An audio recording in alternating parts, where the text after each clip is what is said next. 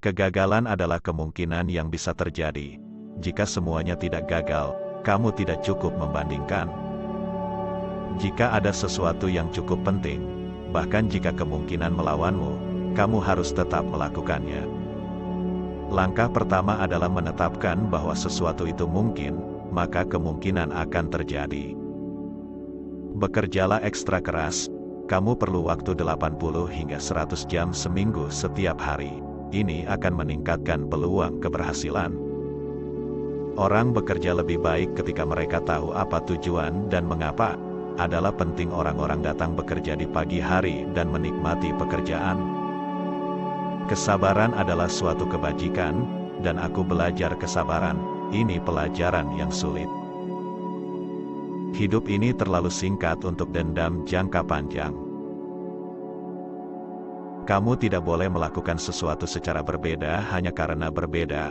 Sesuatu itu harus lebih baik. Kamu ingin ekstra keras dalam membuat hal terbaik yang kamu bisa. Temukan semua yang salah dengan itu dan perbaiki umpan balik negatif, terutama dari temanmu. Merek hanya persepsi, dan persepsi akan diiri dengan kenyataan dari waktu ke waktu. Kadang ada di depan, di lain waktu di belakang. Tetapi, merek hanya kesan kolektif yang dimiliki orang tentang suatu produk.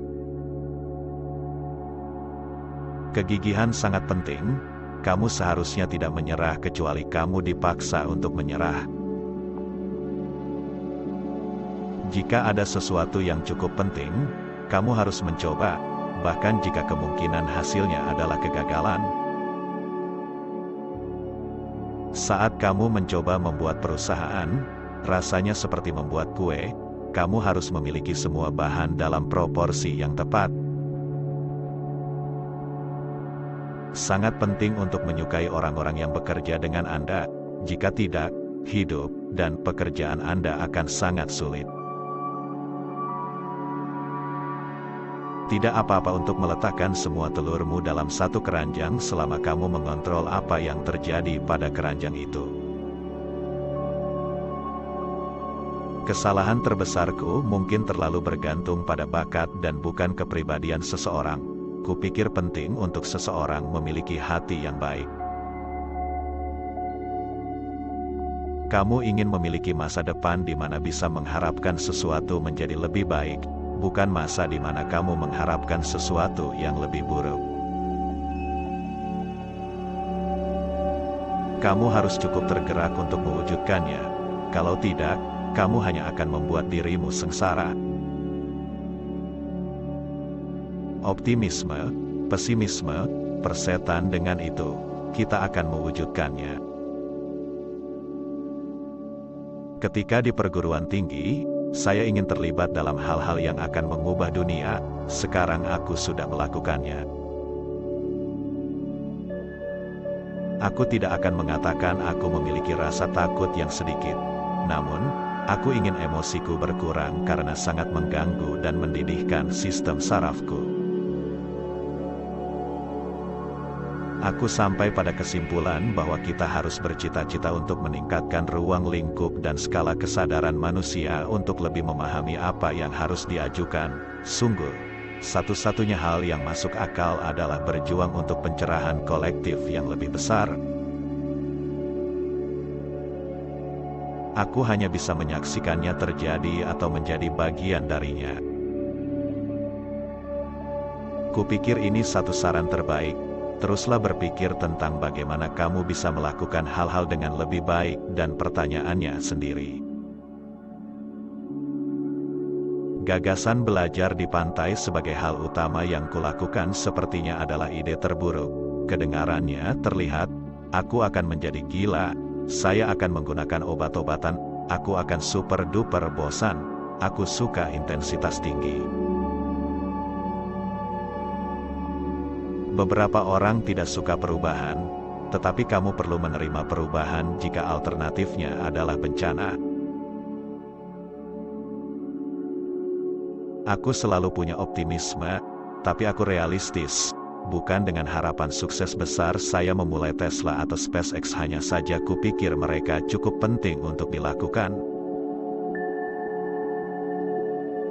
Terdapat bias luar biasa terhadap pengambilan risiko, semua orang berusaha menghindarinya.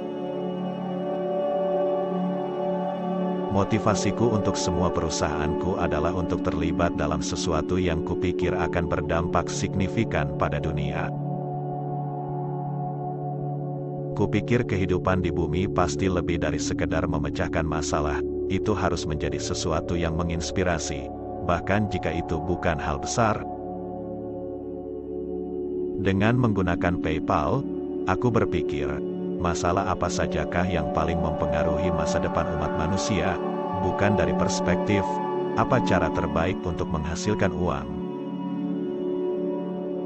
Aku tertarik pada hal-hal yang mengubah dunia atau yang memengaruhi masa depan, melalui teknologi baru di mana kamu melihatnya dan berkata, wow, bagaimana itu bisa terjadi, bagaimana itu mungkin. Mengapa kamu ingin hidup? Apa gunanya? Apa yang menginspirasimu? Apa yang kamu suka tentang masa depan? Dan jika masa depan tidak berada di luar sana di antara bintang-bintang dan menjadi spesies multiplanet, akan sangat dihargai jika itu bukan masa depan kita. Jika kamu bangun di pagi hari dan berpikir masa depan akan lebih baik, ini adalah hari yang cerah, tidak jika sebaliknya. Jangan menipu diri sendiri untuk berpikir bahwa ada sesuatu yang terjadi, ketika itu tidak, atau kamu akan menemukan solusi yang buruk. Kupikir mungkin bagi orang biasa untuk memilih menjadi luar biasa. Jangan takut dengan arena baru. Perusahaan-perusahaan besar yang dibangun di atas produk-produk hebat. Saya membutuhkan waktu untuk mendekat, dan saya tidak segera melempar tangan saya ke seseorang. Kami benar-benar sangat beruntung memiliki begitu banyak merek fantastis, tetapi untuk menumbuhkannya, kita tidak harus terburu-buru. Mereka tumbuh cepat, tetapi mereka harus tumbuh sesuai dengan pasar dan kapasitas yang kita miliki untuk menghasilkan produk yang baik. Dalam bisnis mewah, Anda harus membangun warisan.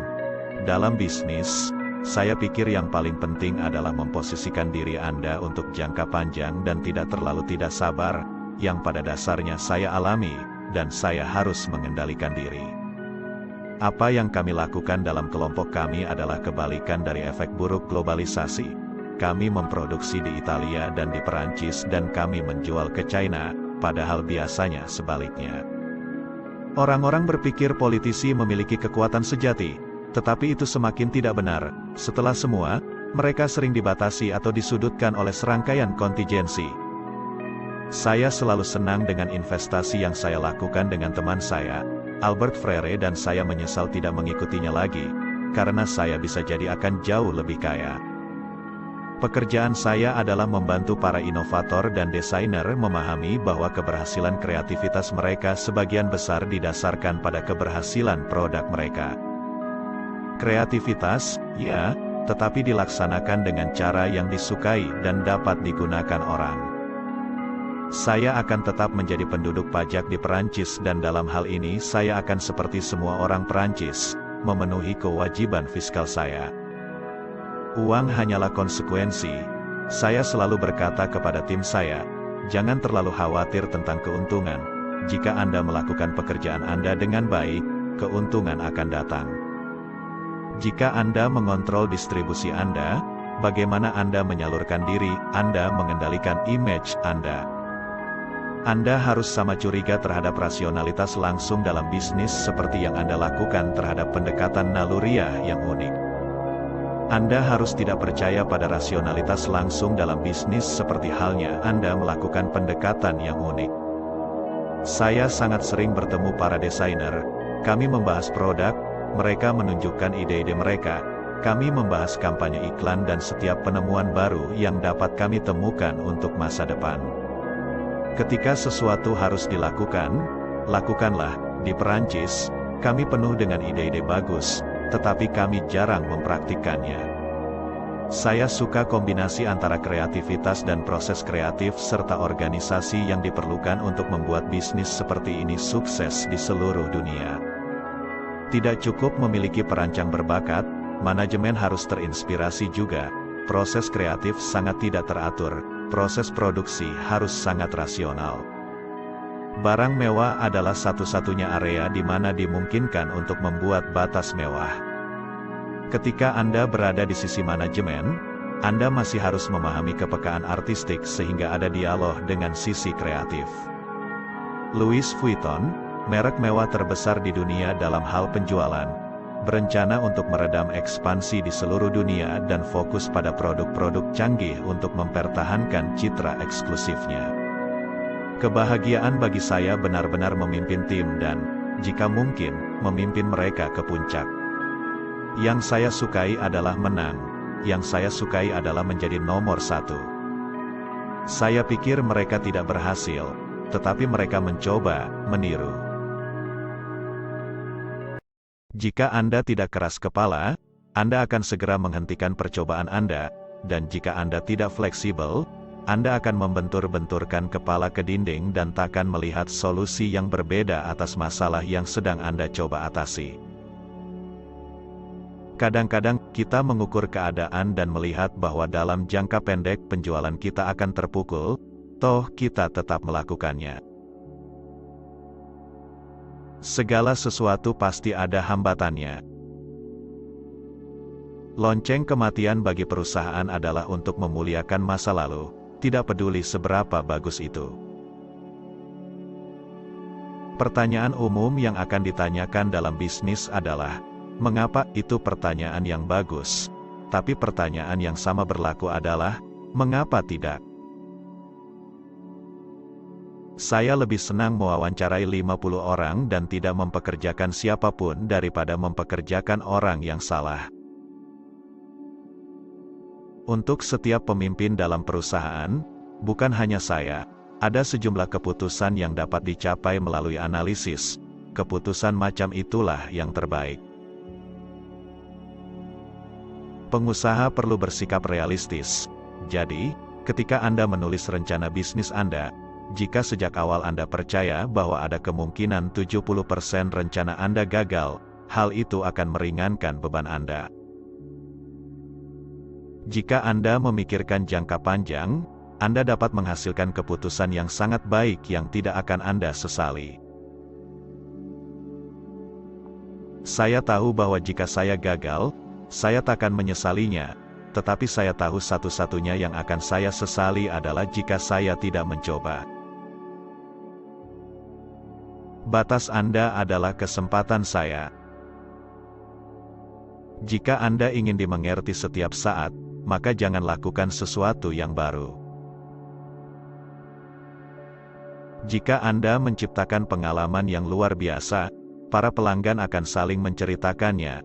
Kata-kata yang keluar dari mulut sangat berkuasa. Kegagalan yang datang merupakan bagian tak terpisahkan dengan penemuan. Ini tidak opsional. Kita keras kepala pada visi, kita fleksibel pada rincian. Kerja keras, bersenang-senang, buat sejarah. Akan selalu ada keberuntungan terlibat dalam penemuan. Bukan sebuah eksperimen namanya jika Anda tahu itu akan bekerja.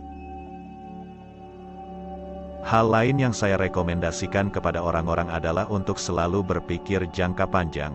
Saya kira hal ini banyak mengundang kontroversi. Kita tidak bisa berada dalam mode bertahan, kita harus berada di mode pertumbuhan.